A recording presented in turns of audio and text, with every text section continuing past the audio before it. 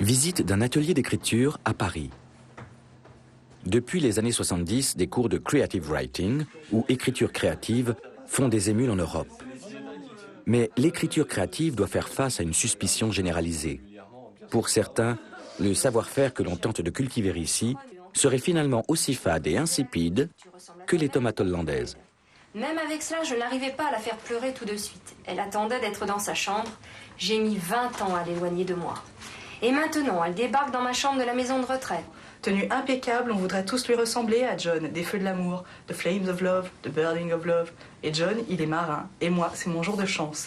Ma mère se tourne vers moi, elle a les yeux pleins On de estime larmes, que les quelques yeux 2000 juste ateliers roses. d'écriture sont actuellement en activité en Allemagne. Ses lèvres se tordent et elle le- 40 000 personnes les fréquentent régulièrement, essentiellement pour s'adonner à l'écriture autobiographique.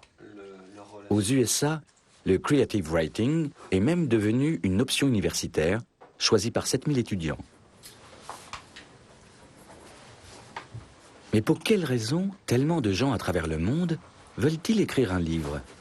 Bon, je viens ici pour me faire plaisir, pour rompre avec le quotidien, pour rentrer dans un espace de liberté et de création.